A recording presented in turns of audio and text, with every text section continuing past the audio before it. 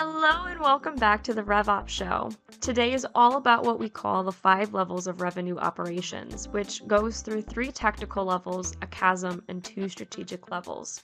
Jess and Doug will be covering the difference, if there is any, of RevOps versus sales ops and or marketing ops, what strategic RevOps means, how you do it, and how these 5 levels are not linear. A lot of ground is about to be covered, so let's hop into it.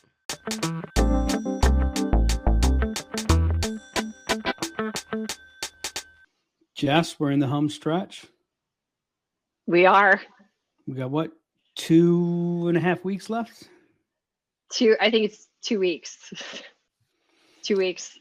2 weeks? We're not working on the 23rd? To be determined. To be determined. I think we might all be asleep by the 23rd. Exactly. I'm always tired when we hit December, but I don't remember being this tired. I don't think we've ever had a December this busy before. Oh no, we have.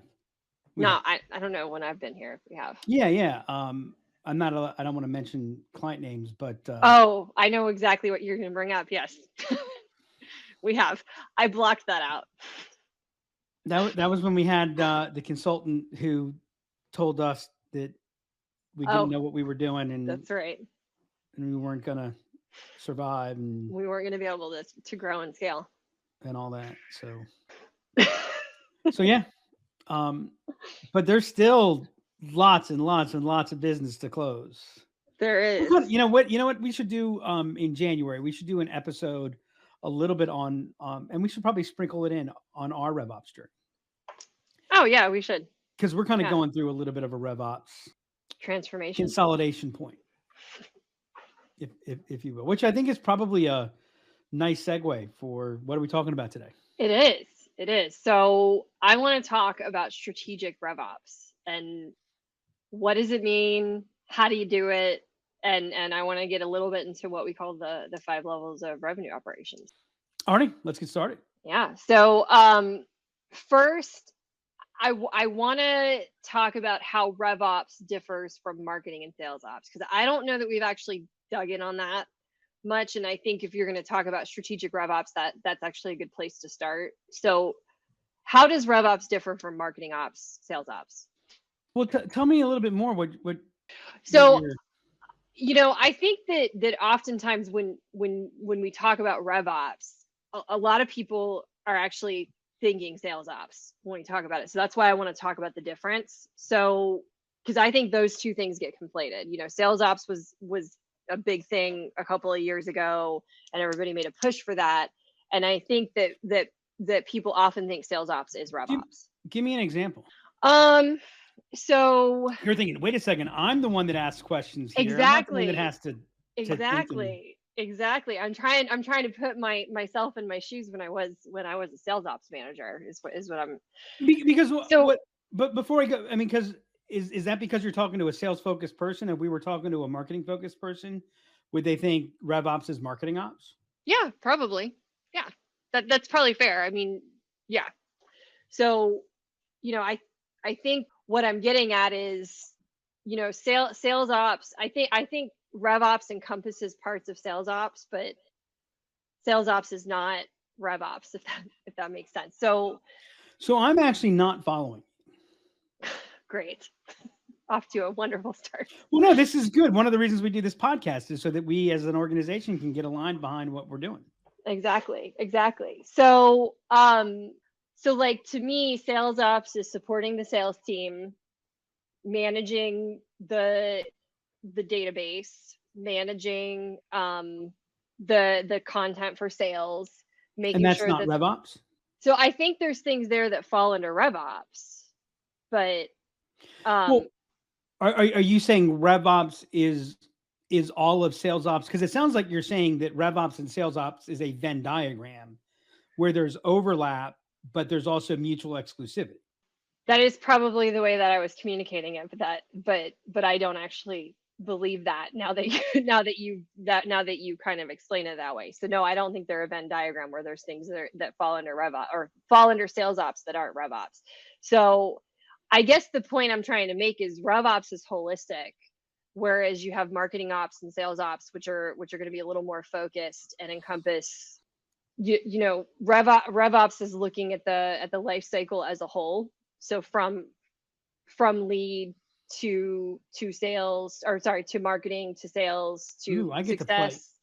I get to play what people say to me all the time. You do? Okay. Yeah, I think that I think sometimes maybe we're getting too tied into definitions and academic. I mean, I'm kind of a little bit in a so what place. So what, like, maybe we start off when we say, what is RevOps? The truth of the matter today, with the way it's been rolled out, is what do you want it to be? Okay. Right. So I think that one problem when you use the word RevOps is there is no single definition of it. That's a problem for us because we sell, right? And so it would really be nice if we could use a term that had consistent meaning, and then you could assess and benchmark. Like, one of the problems with benchmarking RevOps is that you can't benchmark non-like item. You understand what I'm saying? What do you mean by that? Can you give me, like, what do you mean by you can't benchmark? I can't benchmark an apple with an orange. Oh, okay. All right. Or even more importantly, I can't benchmark an apple with a chair. I can't benchmark a 3-person company with a 30,000 person company. It's true. Yep. Right? Yep.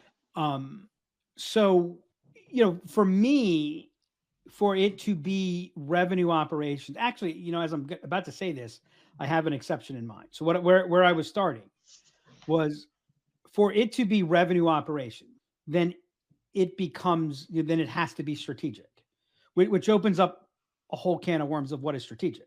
Right. We're talking about a word that's used multiple times with multiple definitions all at the same time, including from the same person.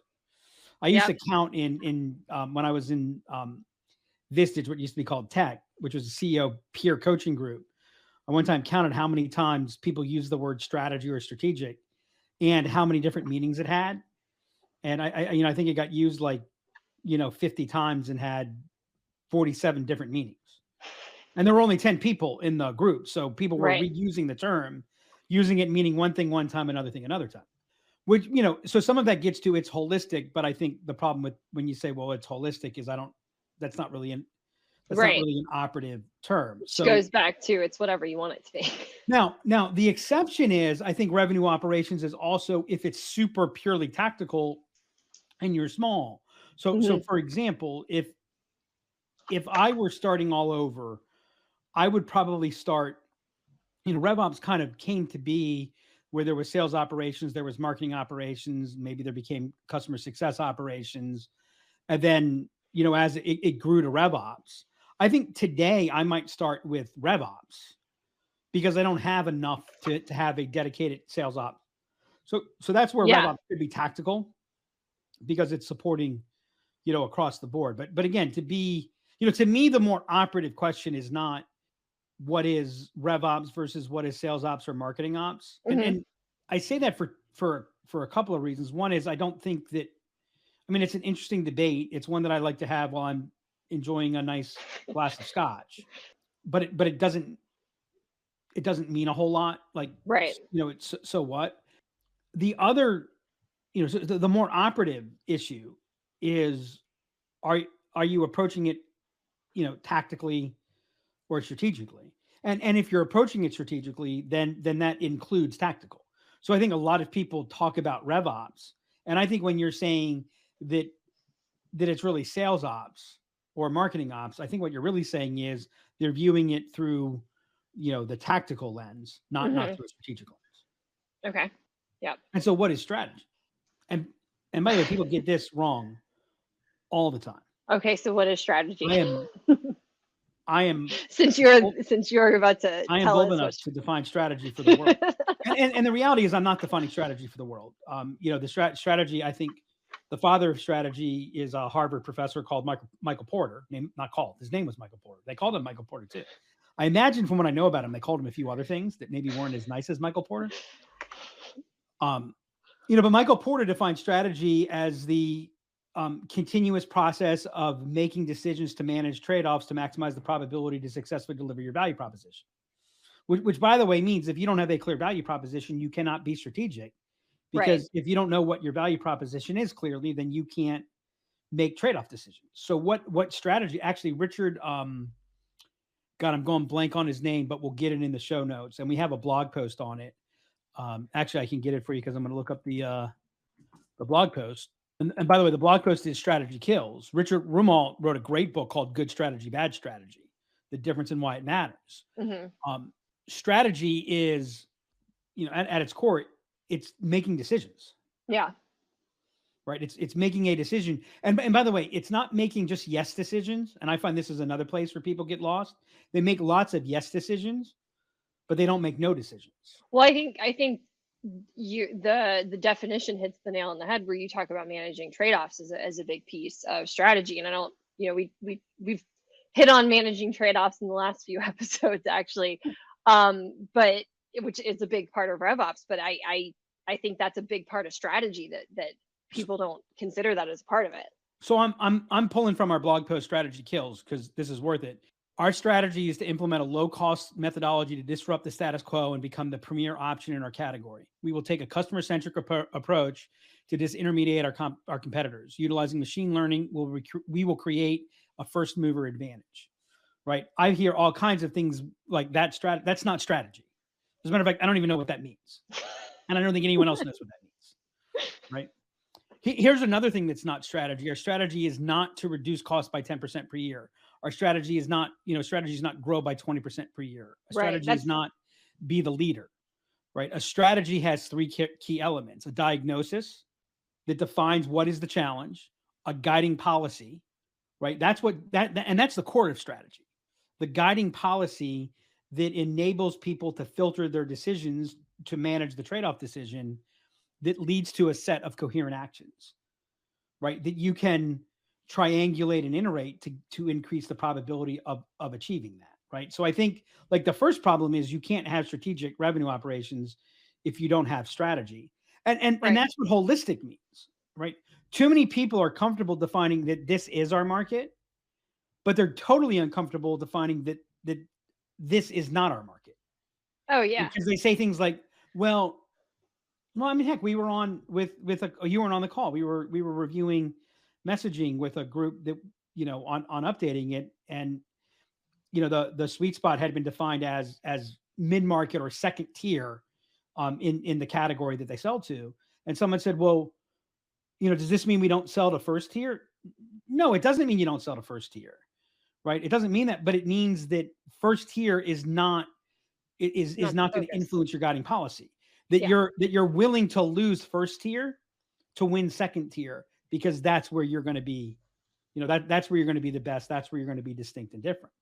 And so, all those things come in to define, what is revenue operations, to truly view it through the lens of revenue operations, in my humble opinion. All right. So I want to talk about the 5 levels of revenue operations, because this actually does feed into the tactical versus the strategic as we talk through them. So I just want to kind of go through the 5 levels and how they apply and can I talk about it from a meta perspective before we go into each of the levels? Yeah, go for it. I think it's easy for people to fall into this trap of, are you doing it right or are you doing it wrong? Or even where this conversation started, is that RevOps? Is that not RevOps? Yeah. Right. And like, I think it's okay. The moment you introduce, well, by the way, you don't even have to introduce it.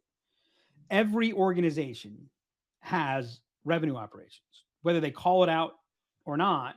And whether it's, whether the juice is worth the squeeze to call it out, to make it a separate discipline, is a legitimate question. But the moment Stephen Covey talked about the idea of production and production capacity, right? And if you run your machine, and he was using the machine as a metaphor for humans, like if we work ourselves to our full capacity all the time, our machine burns out, it breaks down, and it leads to bigger problems.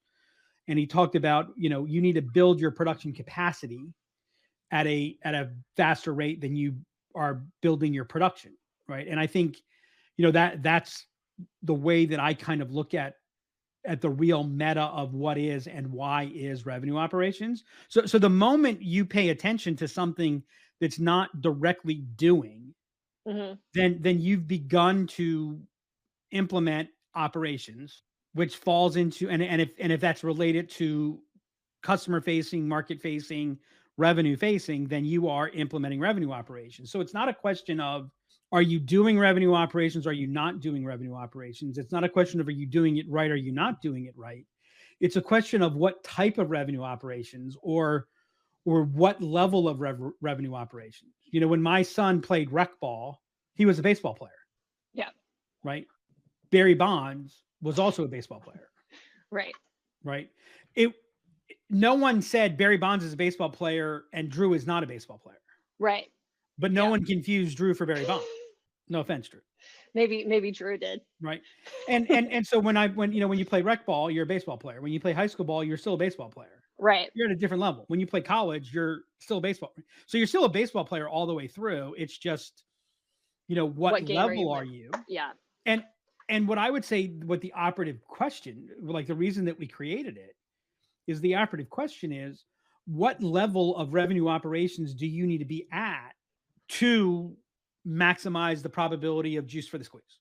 Yeah. And I think that's the most interesting thing about this for me is I think we've got a lot of people who strive to be at a higher level than they actually need to be to accomplish their goals, do what they need to do. And they start having diminishing returns on trying to strive for this level that they're not structured for, they're not ready for, and really aren't getting, like you said, juice for the squeeze out of it. So I think you hit two things there, right? There's the question of, is that where you need to be? And there's the question of, are you capable? Yeah. Right. So like when my son was playing 10U ball and he was now above rec, he was playing on the travel team. Right. So he was at a higher level. I couldn't work drills with him. And like, one of the things I love is I go to spring training sometimes and you see the drills that are being done in spring training. And what's so cool is they're the exact same drills that you do with 10-year-olds, but they're not the same drills. Right. You can't do the same things.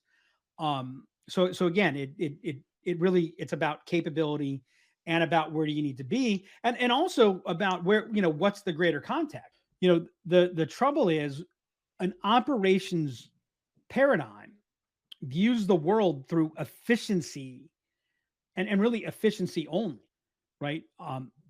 And efficiency comes to a point where you hit diminishing returns and even negative returns. But B, there are conditions where efficiency doesn't matter. There are conditions, for example, where cost doesn't matter, right? When, we worked with a company that was, an asset, non-asset trucking company, when shale was really going through a big growth factor. And the worst thing that you could do there is focus on sales costs. Because, by the way, whatever, like if you could get the materials to where they needed to be, in the beginning, contract size was not an issue. So don't worry about costs. Right. Right. When AOL, Jeffrey Moore calls it a tornado market. When you're in a tornado market, you play by different rules. So it is, what's the game that you're playing, right? What's the trade-offs that are involved that determine what's the right level of revenue operations for you? Realizing that whether you are paying attention to it or not, you have revenue operations. Yeah. And I think that's another thing too, that doesn't get thought about or talked about, which is you're doing it whether you're doing it or not. It's like, hey, I want to do revenue operations. Well, you guys are already doing revenue operations. What are the things you're doing today? All right, cool. So let's walk through the levels. So level 1, which is the lowest level. I feel like I need to clarify that. Level 1, Anarchy. It's my favorite name for a level, by the way. So that's where everyone starts. You have revenue operations, but there's no, it's not a defined function. Yep. So there's no sales operations manager.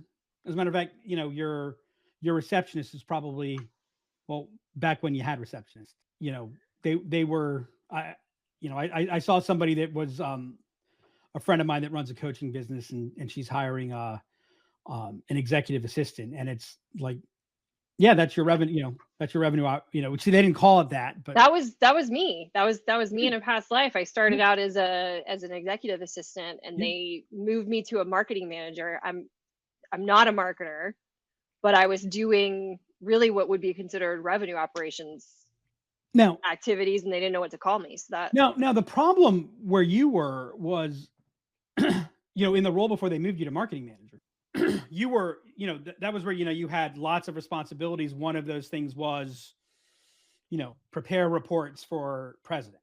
Yeah. The problem was the size, the scale, the complexity of the organization, what, required more than level one. Oh yeah. RevOps, so it was a absolutely. problem. So the downside to level one is you have a lot of friction and there's a lot of drag. But I want to emphasize again, the goal is not to eliminate friction. Eliminating friction is only, and at best, is a means to an outcome. So like our goal is not to reduce friction, right? Because I can reduce friction really easily. The fastest way to reduce friction? I know it, but I can't. Just don't do escaped me. Yeah. There are fields filled with people that are experiencing zero friction. I'll let everyone figure out what we call those fields, right? The goal's not to reduce friction. The goal's not even to increase momentum or velocity. Those are means too. Mm-hmm. And I have seen people that spend ungodly amounts of time reducing friction. Yeah. Right. I've seen people spend more time reducing friction than the time or value created of the friction. Right. So, never make the cure more costly than the ill. Right. Yeah. And that's, so like, it's okay that you start off at revenue. I mean, it's okay that you start off at Anarchy. There's no such place that doesn't have friction. There's no such place that has everything in order. It never happens. There's other things that are more important. We talk about the flywheel. We talk about increased force, reduced friction. We talk about that one of the challenges with increasing force is it hits a point of diminishing returns. Yeah. Right. And there's a limit to how much force that you can add. Right. And one of my favorite examples of how much force you can add is you can take 9 of the smartest, most intelligent, most talented women in the world, and you're not going to cut any time on how long it takes to have a baby. Right. Right. So, one of the things that I, especially as revenue operations has become this really super hot, popular thing is, you got to get to a critical mass of force before reducing friction is going to have impact. Now, the nice thing about reducing friction is you don't have the same point of diminishing return, but you've got to have the force. Right. Your max is, what's the level of the force, if you will. We were talking to a client the other day and they're like, well, we don't know what the answer is. I said, okay, great. There's a very specific way to handle when you don't know what the answer to this is. And that is you have a choice. You can take a wild ass guess, mm-hmm. or you can be a little bit more scientific. And we call that a scientific wild ass guess. Right. So you take a wag or a swag. And as long as you here again, it's okay to be wrong. Right. Right. As long as you have as long as you have an assumption that's there. And look, we've had an outstanding 2021. And if I were to tell you that we were going to do this year what we did with the resources that we had. Yep. Before this year started, heck, I think even during this year, you would not have believed, it would have been no way. Right. So we certainly have done, this year is proof of the things that we've done that increase capacity. And I think it makes people uncomfortable sometimes when I work with them, both internally and externally with clients, is I'm very, very comfortable being very, very direct and probably more direct about what's wrong in the situation than what's right. Right. But just because I know it's wrong doesn't mean that I'm going to do anything about it. As a matter of fact, I think in a lot of ways, that's the most important, most strategic decision that you make, which is, of all the things that I could or should be doing, what am I choosing not to do? Yeah. So that I can do these other things better that will, and so it's okay to be at Anarchy. Once you start getting, once you have a sales team, probably around 5 or 10, depending upon the number of transactions, there comes a point where Anarchy is now not going to be enough, that you do need to do something about it. But that's where we start. So it's just kind of dealing with it in a very ad hoc, very reactive way. Yep. All right, which brings us to level 2, which is siloed. Which I believe we kind of explained this is the equivalent to marketing and sales ops. So a little bit of what we talked about earlier, where you're still in the tactical space. Well, and again, it's not. I mean, so the first 3 levels, you're tactical. Siloed is, you have sales operations, you have marketing operations, you have success operations. They report differently. We were doing a reporting deep dive with a client today, and they were talking about how, they want to be able to get this from HubSpot and this from Salesforce, and they want it to be really clean, et cetera. And I said to him, I said, look, we're going to be able to make some progress on that, but I know really what they were really defining a different problem. Right. What I pointed out to him is, like, there's no, I don't know that there ever was, but there certainly is not anymore this linear aspect of marketing does this and then it's sales. Right. And so, what happens is, if you study constraint theory, bottleneck theory, complex ecosystems, what you find is there's a difference between optimizing for the whole, optimizing for throughput, and optimizing for individual function. So if you fully optimize your sales, and you fully optimize marketing, and you fully optimize success, you actually are underperforming, because they're not going to align. Yeah. Right. That goes back to trade-off. Look, have we here, here's an example. We have made the decision, we've slowly but steadily been increasing our rates this year, right? Including pricing at times, looking at it saying, hey, I think we might price it here. I don't know if we're going to, because we know that there are people, that the delta is getting bigger. Right. But it becomes, okay, well, if we take a look at the cost of capacity, what we're trying to solve for is revenue, short-term and long-term. Yeah. Those things come about. Could we have generated more revenue this year? Could we have generated more sales this year? Yes, we could have. We actually made a decision to greatly reduce what we were doing on a marketing side and to change the focus of that, because, where those demand elements were coming. And if we were looking at them in separate domains, like, for example, many companies, and I know this company, I'm not mentioning the company, so no one will know. So if they're listening, no one will know who you are. But part of marketing teams, part of the marketing organization's comp is marketing generated pipeline. Yeah. Right. Now that makes sense, except they don't have control over all that. Well, no. This is this is. Oh, generated. Okay. Gotcha.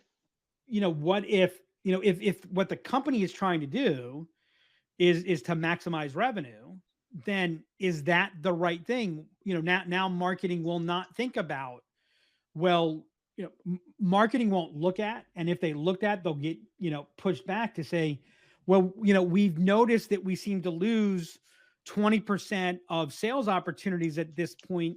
We think that there's a misunderstanding. And again, I'm not saying that this even applies to the company that we talked to today, but I am saying that that's what happens when you look at marketing through marketing. And by the way, this company would absolutely be a company that I would say is at the siloed, perspective. And so, like, we don't see through, and it, lead goes from marketing to SDR, BDR, from BDR to account exec, into pipeline, to proposal. Well, everyone's optimizing the in between, when again, like, one of the things I point out, and we see this all the time when we do win rate analyses.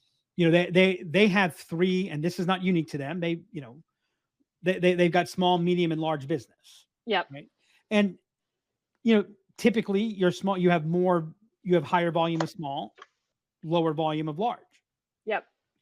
Well, when you look at the world through percentage, which is what conversion rate is, then volume dictates, right? And so if I want to maximize my point A to point B conversion, and I've got 10 times the small opportunity leads to one large lead, but one large lead is worth 100x small, right? I'm optimizing to small. Yeah. And we see this all the time when we do a win rate on number of opportunities versus dollar value of opportunity. Yeah. Right. We'll see a 10x difference. We'll see, 35, 40% win rate by number of opportunities, 6% win rate, by dollar value. Yeah. And then you wonder why people wonder why we're not missing forecasts, why they're not making forecasts. Right. And so those are the types of things that happen at silo. And there, when you're in a silo approach, what it's all about efficiency. Yeah.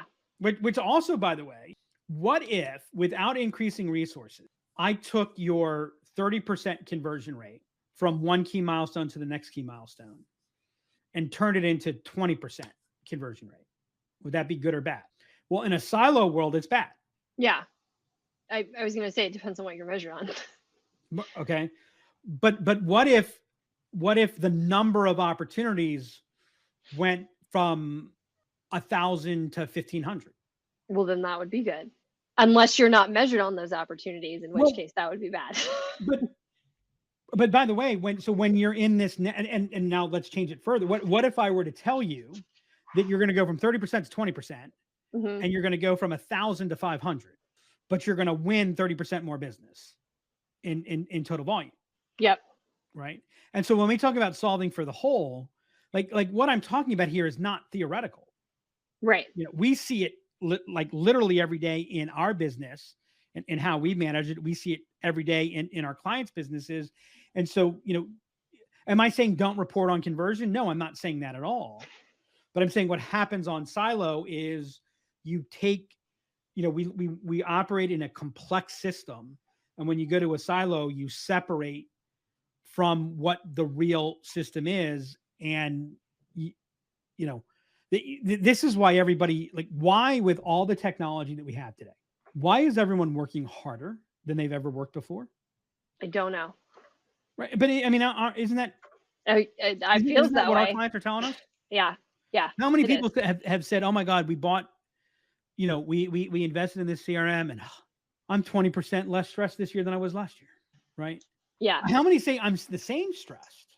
Right. Right. Well, the reason is because the way, siloed, and for all this talk about alignment, and we're going to get to the next level of alignment.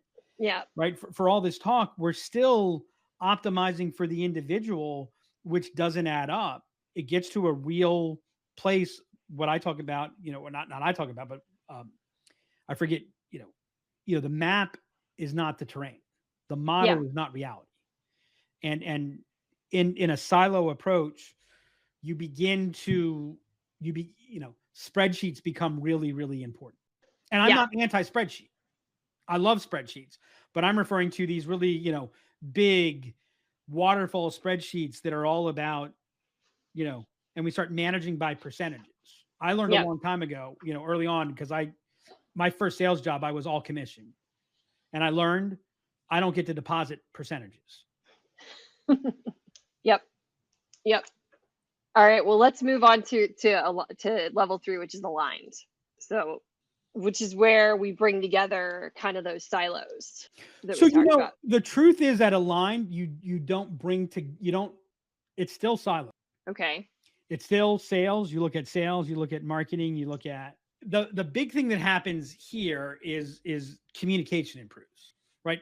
So this is what happens when you bring them together and you now operate as a single team. Now, I've seen a lot of revenue operations teams where they brought together their sales their sales marketing success teams, put a head of revenue operations, and while they're all RevOps, they're still the sales marketing and success team. Sure. Right. Sure. There, so what happens here is better communication. This is, I think, what, HubSpot dubbed smarketing. I think if you're truly doing smarketing, and there are a lot of people who say smart, You know, Yeah. aligned is not, we have an SLA. It's like real cross-functional. Yeah. But again, the focus is still efficiency, which means it's still reactive. You address points of friction, but you don't address causes of friction. Yeah. And I think that's a place where, I mean, we talk about this a lot in relation to CRM. I think it's the place where it gets highlighted, where it's easiest to highlight it, which is, you know, a problem arises, so I'm going to create this workflow to fix it. But that workflow then breaks two other things that I hadn't thought of because we didn't really address the cause of the issue. So when I say workflow, I mean automation. So I think that's a really important thing is, you know, we frequently want to address the issue, but don't really dig into what's causing the issue. So we end up putting a bunch of band-aids on stuff versus actually fixing the overall. Yeah, you know who, you know, the father of revenue operations didn't realize he was the father of revenue operations. As a matter of fact, I'm just making the connection right now, was W. Edwards Deming. I was going to ask you if you were the father of revenue operations. No. I'm the bastard child of revenue operations. I'm the Jon Snow of revenue operations. There you know, people confuse me with Kit Harington all the time. I can see it. Is W. Edwards Deming, right? Who said it's a systems problem. Yeah. You know, when you're seeing, you know, repetitive items, like, you know, again, if you're talking about it's a CRM problem and you hear, and that's the frequent talk, then you're tactical. You're at a tactical level. Sure. Because it's not we have a problem with the CRM. It's we have a problem with the business process. Right. Yep. And I think so often we look at the CRM, not the business process. Right. Or we ask for this report, but we don't think about how does this report impact other things, and is that actually, you know, right. And so we treat a lot of symptoms. So we're dealing with everything downstream. In Aligned, you're still dealing with things predominantly. Your center of gravity is at the point of execution rather than dealing with it, rather than solving downstream problems upstream. You know, we talk a lot internally, because I have said you can't solve upstream problems downstream. But the real point of that statement is you can solve downstream problems upstream. Yep. And that's what, you know, you should be striving to do. And that requires that you embrace the complexity and the complication that exists. Like, how many times when we map out a process, our first pushback is, well, this looks really complicated. Yeah. And my question is, tell me where it's wrong. Tell me where it's off. And I'm like, no. I mean, this is how it works. But okay, that would be like designing a piece of software and saying, well, that code is a little bit too much, so let's just, right, you know. But I'm worried we've jumped ahead, because what you're talking about is actually strategic, right? So we've jumped past aligned. So the reason I think I did that is it's hard to define aligned. Like, it's hard to define it by saying what it is, instead of saying what it's not. Or by saying what it isn't. Right? You're still not addressing these things. You know, you're at aligned. You don't have a real seat at the table. Yeah. Right. Which is the, you know, are you getting to select, you know, how much influence do you have on the groceries that are being bought for the dinner you're supposed to cook? Yeah. Right. And would you say that it's being in a more proactive versus reactive position? I mean, that goes to a little bit of what you said about addressing downstream problems upstream, but if you're more reactive and aligned than when you kind of cross the chasm to level 4 into more strategic. Yeah, you know, I'm careful here, because I think, you know, it's not like once you go strategic, you know, the skies part, you know, the waters part, and, you know, Moses has come and we crossed the Dead Sea. It's, you know, and I'm going to use the term, you know, in Aligned, you're still you're still playing whack-a-mole. Yeah. Now, when you're strategic, does that mean there's no whack-a-mole? No, there probably is, especially if you're growing fast, right? I mean, there's still some whack-a-mole. I mean, things still pop up, things happen, but it's like, it's the difference between controlled chaos and chaos.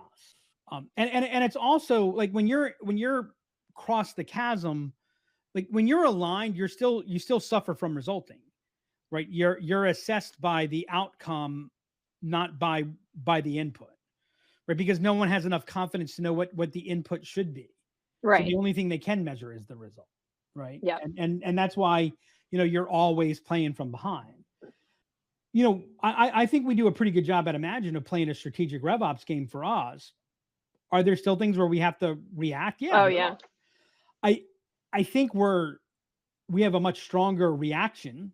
Like we're not, it's not as, fire drillish, but and there is certainly a lot more proactive, and there is a lot more clarity. And one of the things that also happens, and this is interesting, I was listening to Kara Swisher's podcast Sway, and the person she was interviewing, brought up the point that one of the things, he was talking about climate change, and and she was asking, really, have we made progress? There are so many people ignoring it, and he said, yeah, we are ignoring it too much, but 20 years ago we weren't even complaining about it. Yeah. Right. And so that's actually progress. We feel worse. Right. And how many times have we talked about that? Like you become aware of the problem. Guess what? That's progress. It might not feel better, but it's progress. I mean, so the way that I would wrap up Align, which also wraps up Tactical, is your focus is internal still. So you're more, it's still dominated by efficiency or enablement, and it's really still about managing the status quo. It's about optimizing this. So that's why you hear optimize all the time. It's efficiency. Yep. All right. So now we cross the chasm into level 4, which is strategic RevOps, which we talked about a lot, but sorry, were you gonna?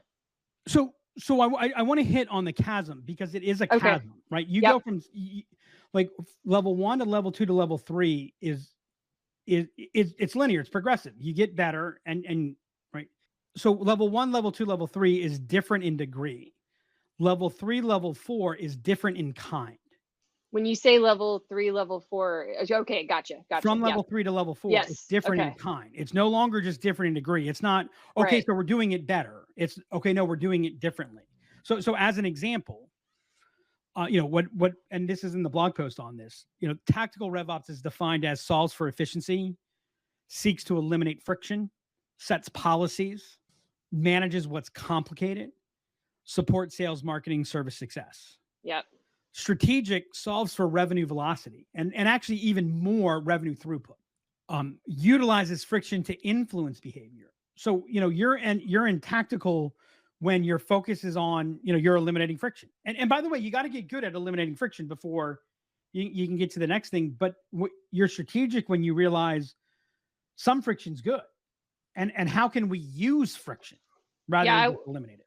I want to, and maybe we go through and then we circle back to this, but I do want to talk about an example of how you can utilize friction to influence behavior, because it seems counterintuitive. Deal desk. We go back to the deal desk. Oh yeah. Okay. Deal desk is friction. Yeah. Right. Account plan. Here's something that's friction, right? Take your field permission rules and don't allow a rep to change the deal stage. Have requirements of what needs to be there to move the deal. And have one of those be an account plan, or we use, sometimes I call it the "Are we ready?" filter. Yeah. Right? Because one of the things that happens is reps will naturally make the mistake of going too far too fast, and they'll miss a signal. So you add friction that forces them to slow down and think. Yep. Right. So requiring, filling in, define the problem adds friction that influences behavior, right? Okay. By the way, if I set it so that the only way that you can get the deal to move to the stage where the estimate can be made is you have to fill out the property, define the problem. Yeah. I don't have to do anything around adoption. Yeah. Right. Now you have to have the goods to back it up, but that's an example. Now, and I'm not suggesting that you do that for that sole instance, but there are places where, and I do this to me, because I know that I'll jump through, I'll run through the stop sign, and then I'll look back and go, yeah, damn it, I knew that. Why did I make that mistake? Yeah. Right. Yeah. So that's a place where adding friction helps. Yeah. Okay. Strategic RevOps manages trade-offs. So if you're not you're in strategic when you're constantly talking about trade-offs. Yeah. Right. When you're talking about infinity exists between 0 and 1. Strategic is about not managing what's complicated. It manages the complex. And rather than supporting sales, marketing, and service or success, it orchestrates sales, marketing, service, and success. So that's different in kind. It's not just different in degree. So it is, and by the way, it takes an organizational commitment to bring revenue operations, because I might say something like, wait a second, if we do this, it will slow down the sales team. But if we want to achieve our 3-year objective, right, then this needs to happen sooner, not later. And sales rightfully is going, hey, yeah, I love 3 years. I care about it. By the way, Yeah. what the head of sales knows is there's that best of 50-50 chance they're going to be here in 3 years. So it's like, hey, that's great. But right. And so, there's that element, which again, doesn't mean you should sacrifice 1 year for 3 years. Right. But who's managing that trade-off? Yep. All right. So let's talk a little bit about level 4 strategic. I mean, we hit on some of it. So I think we can hit them kind of both together in this way, because really what level 5 is it's dialed in, it's institutionalized, it's just part of your operating system. It's just the way that you work. Right.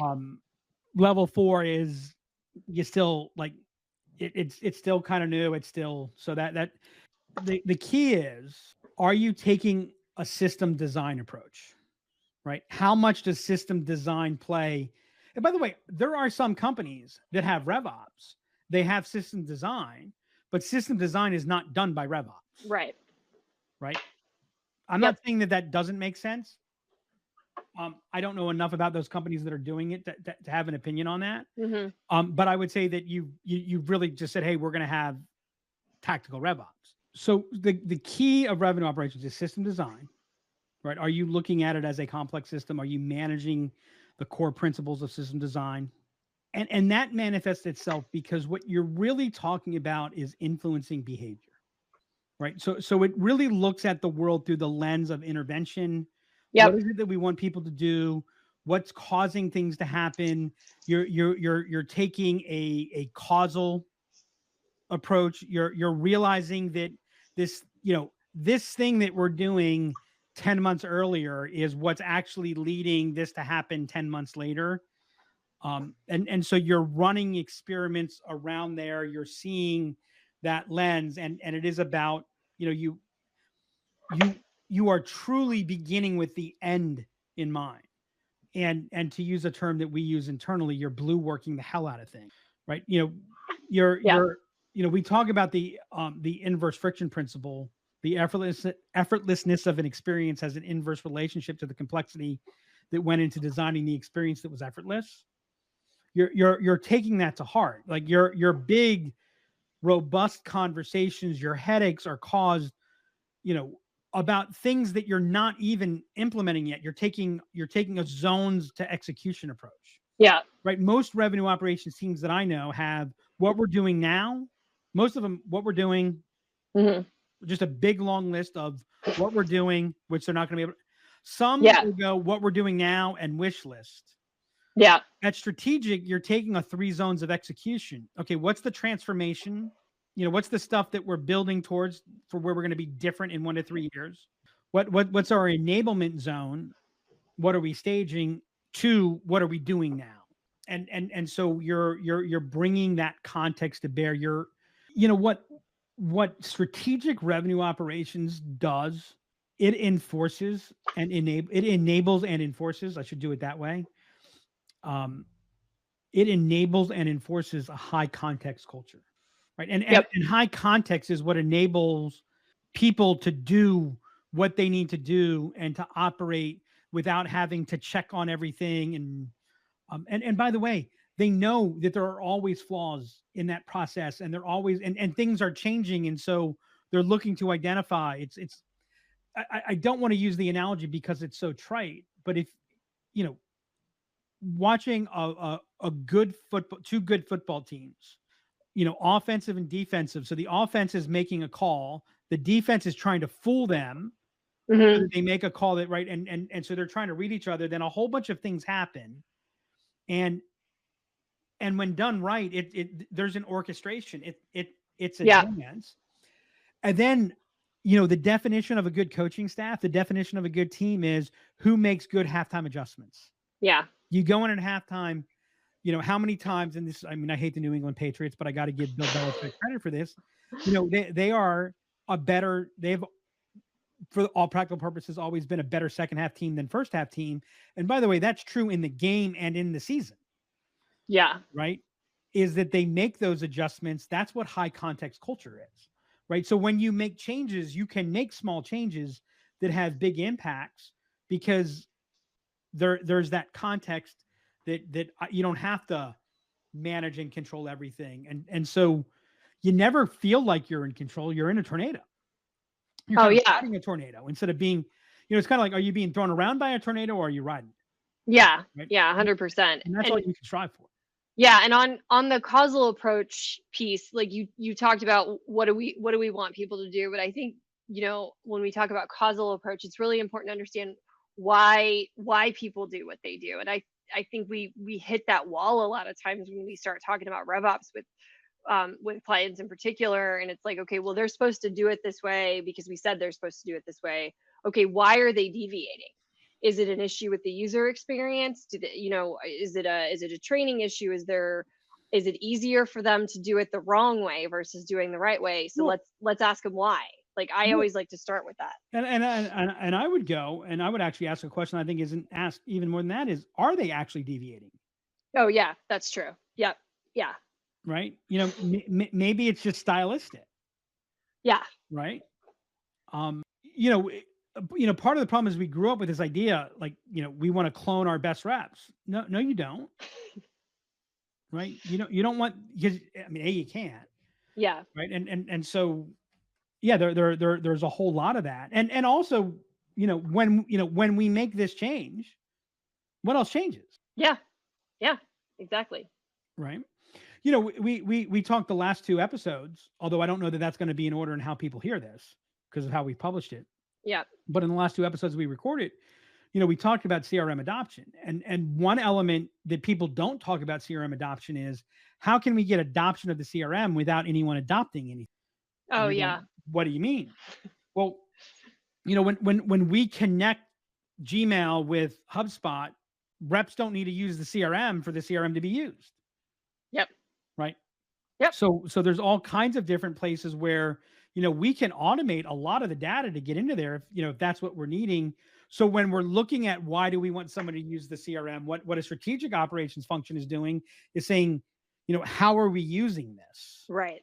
What's going to be different, et cetera. So yeah. And by the way, what strategic is doing is you're always asking those questions. Right. Right. Yeah. Even when it's quote unquote working, because again, it's about trade-offs and it's about where are we today? Where do we need to be? What's changing? So you're thinking ahead of the game. You are, to quote Wayne Gretzky, skating to where the puck is going to be, not skating to where the puck is. Yeah. All right, cool. That was a lot. And by the way, so what I would say, like the operative question is to achieve your 1 year, 3 year, maybe 5 year objective, what level of capability? Because what they really represent is levels of capability. What level of capability do you need? Would you also say where do you want to be? So what level of capability do you, well, I guess it would be what level of capability do you need? What level of capability do you have? And what level of capability do you need? That's what you should be looking at. And it's not so what I would say is it's not an ask one time and you're done. Oh no. You've got to, you're going to change as always be asking that question. It's going to change as your organization changes. Yeah. But if you've got 2 salespeople and $500,000 in sales and you're talking about implementing a strategic RevOps function, I'm going to say there's not a lot to be strategic about in RevOps. Yeah. Right. And if you've got 200 salespeople and you're kind of at Anarchy and you say we need a strategic revenue operations function, I'm going to say, okay, great. What do we need to do to get there? Because that ain't going to happen today. Right. All right, cool. I will say the couple of things that I found most interesting. I liked what we talked about if you're talking strategic, it includes tactical, because I think that people say strategic and they think tactical goes out the window and we don't think about it that way. So I thought that was That was really interesting. And then, the causal approach, just thinking about it that way and trying to get there to get to strategic, like that's important. And as I mentioned, it doesn't get brought up. So, and I'll emphasize this because I'm sure I'm going to ask Hannah to cut this little bit out because I'm going to use this a billion times. What does it mean to be strategic? I've had people over the last month or so say, well, we've done several strategic work, exercises like this.